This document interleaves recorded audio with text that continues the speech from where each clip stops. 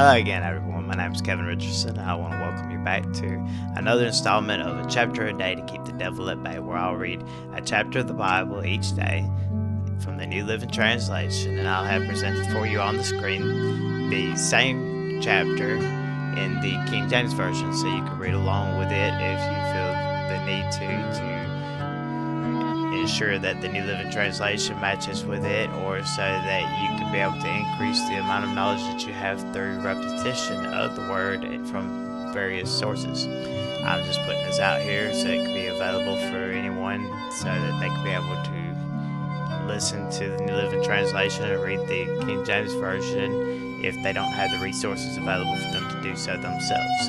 Anyhow, today I'm on Genesis chapter 39. And it reads as thus: Joseph in Potiphar's house. When Joseph was taken to Egypt by the Ishmaelite traders, he was purchased by Potiphar, an Egyptian officer. Potiphar was captain of the guard for Pharaoh and the king of Egypt. The Lord was with Joseph, so he succeeded in everything he did as he served in the home of the Egyptian master. Potiphar noticed this and realized that the Lord was with Joseph, giving him success in everything he did. This pleased Potiphar, so he soon made Joseph his personal attendant. He put him in charge of the entire household and everything he owned.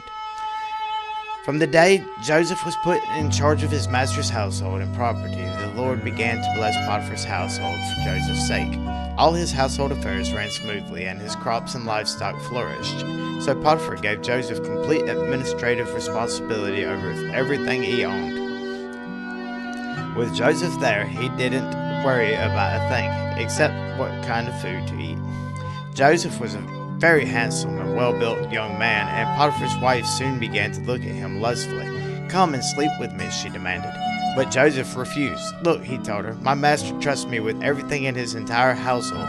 No one here has more authority than I do. He has held back nothing from me except you, because you are his wife. How could I do such a wicked thing? It would be a great sin against God." She kept putting pressure on Joseph day after day, but he refused to sleep with her, and he kept out of her way as much as possible.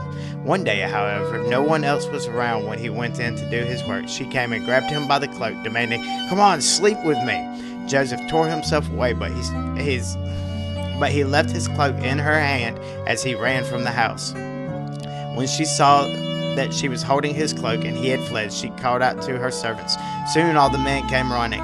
"Look," she said, "my husband has brought this Hebrew slave here to make fools of us. He came into my room to rape me, but I screamed. When he heard me scream, he ran outside and got away, but he left his cloak behind with me."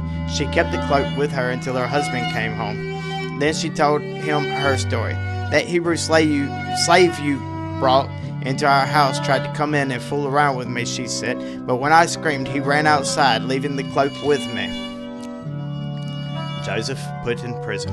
Potiphar was furious when he heard his wife's story about how Joseph had treated her, so he took Joseph and threw him into prison where the king's prisoners were held, and there he remained. But the Lord was with Joseph in the prison and showed him his faithful love, and the Lord made Joseph a favorite with the prison warden. Before long, the warden put Joseph in charge of all the other prisoners and over everything that happened in the prison. The warden had no more worries because Joseph took over everything. The Lord was with him and caused everything he did to succeed. And there you have it for Genesis chapter 39.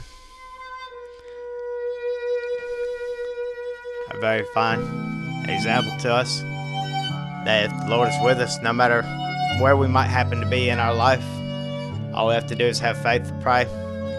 And if it be the Lord's will, then He will see to it that we succeed in what it is that we're doing. We might not make it very far. We might be limited by where it is that we are. Joseph was limited by the bounds of being a slave at first, and then of being a prisoner afterwards. But in those particular limitations, he was at the highest point that he could be because the Lord was with him. Anyhow, I pray that this could be a blessing to anyone out there who needs it, and that the Word of God could be able to come into the hearts of someone out there through the efforts that I'm making. And if anyone has any kind of prayer requests that they would like to make, leave the prayer request in the comment section, and I'll be sure to pray for you. And anyone else who happens to see your prayer request, they can pray for you as well. And if you have any further points to be made on this particular chapter or anything else that you would like to discuss, just leave your comments in the comment section and I'll be sure to get back with you. And God bless y'all. Keep you protected. And until next time, y'all take it easy.